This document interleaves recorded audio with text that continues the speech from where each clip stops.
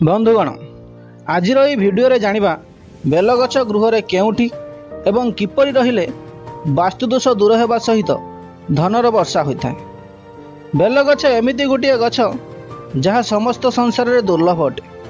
तार दिव्यता, तार दुर्लभता, तार औषधीय गुण एवं क्षमता पाई समस्त देवादेवी एवं समस्त मनुष्य जातिर प्रिय एवं आदरणीय होता है। पुराण शास्त्र अनुसार बेलगछर सृष्टि माता लक्ष्मी होइछि, जहाँकि आपण अल्प बहुत जानिथिबे। तेबे चलंतु जानिबा संपूर्ण विषय वस्तु। सेथिपाई वीडियो को शेष पर्यंत देखिबा पाई आपण माननकु अनुरोध। आसंतु जानिबा बेलगछर किछि महत्वपूर्ण कथा विषय। नंबर 1, बेलगछरे साक्षात शिव एवं शक्तिंकर वास होता है। बेलगछर त्रिशाखारे त्रिदेव वास करती बा ब्रह्मा, विष्णु, महेश्वर वास करथांती। एणु बेलगछ मूल सबुदिन गाधोई सारी पानी देले कोटि पुण्य मिलता है एवं शिव शंकर सहित माता लक्ष्मी मध्य प्रसन्न होइथांती, जहा फल कि सही मनुष्य समस्त प्राणी को बस करिवार शक्ति लाभ करिଥାଏ एवं चाकरी तथा व्यवसाय रे सफलता लाभ करिଥାଏ। ताहा सहित धनवान हेबारे मध्य केही रोकी पारंती नाही एवं अमाप धनर अधिकारी होइथांती। नंबर 2, बेलपत्र शिव एवं समस्त देवादेवींकर प्रिय होता है, जहाँकि सुखी जाए हेले केबे बासी हुए नहीं। बेलपत्र रे चंदन लेप लगाई शिव तथा देवादेवी को अर्पण कले मनुष्यर समस्त मनस्कामना पूर्ण होता है। नंबर 3, बेलगछर काठी को चंदन परी घूरी शिव तथा देवादेवी को लगाइले कोटि पुण्य मिलता है एवं मनुष्य निज मथारे एही बेलकाठीर घुरा को चंदन परी टीका लगाइले समस्त प्राणी को बशीभूत करिवार शक्ति मिलता है एवं निजर दिव्य चेतना जागृत होता है।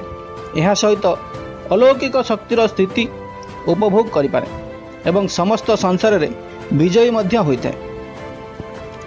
नंबर 4, सोमवार दिन किंबा चतुर्दशी दिन बेलगछ मूल धूप, दीप, भोग एवं पणा यही सबु समर्पण करी सही बेलगछर चेर को आनी एक लाल सूतारे गुंथि शरीर रे धारण कले बाहर नकारात्मक शक्ति तथा दुष्ट शक्ति को प्रवेश करने को देई न थाए एवं शरीर रे थिबा नकारात्मक तथा दुष्ट शक्ति को नजर दोष एवं तंत्र मंत्र शक्ति को शरीर रू तोड़ी देइथाए एवं जेउ मनुष्यर विवाह होई पारु न थाए अबा संतान हेउ न थाए एही बेलगछरे चेर धारण कले एवं सबुदिन बेलगछ को पूजा करने द्वारा खूब शीघ्र विवाह होता है एवं संतान हेउ नथिबा मनुष्यर संतान प्राप्ति मध्य होता है।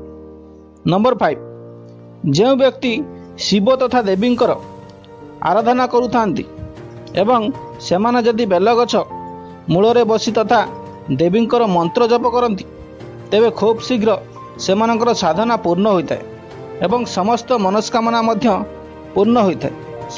नंबर 6, साधारणतः घरर चारि पाखरे बड़ बड़ गछ रहिबा अशुभ होता है एवं सही सबु गछर छाई घरे पड़िबा द्वारा वास्तुदोष उत्पन्न होता है। मात्र बेलगछ यह एमिति एक दिव्य गछ जहाँकि घरर चतुर्पार्श्वरे जेकोसी स्थान रहिले यह शुभ होता है एवं यही बेलगछर छाई घर उपरे पड़िले घरर वास्तुदोष दूर होता है एवं घरर नकारात्मकता मध्य दूर होता है। नंबर 7, यह होउची गुरुत्वपूर्ण विषय। बेलगछ घरर केउ दिगरे रहिले कौन सबू होता है। बेलगछ उत्तर किंबा उत्तर पूर्व ईशान्य कोण रे रहिले धन बा अर्थर अभाव रहे नहीं। धनर अभाव थिले धन आगमनर बाट खोली जाइथाए। घरर पूर्व दिगरे बेलगछ रहिले गृहरे शांति बजाई रहिता है।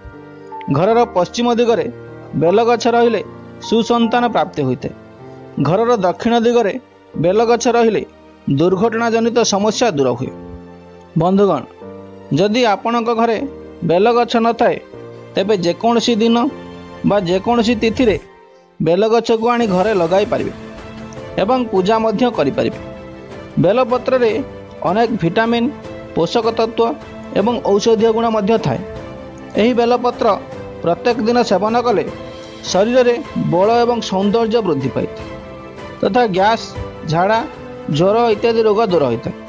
तेबे आपण को जदि ये वीडियो भल लगी तेबे तले थिबा कमेंट बॉक्स रे ओम नमः शिवाय लिखंतु। वीडियो को गोटे लाइक करने सहित चैनल को सब्सक्राइब कर दियंतु।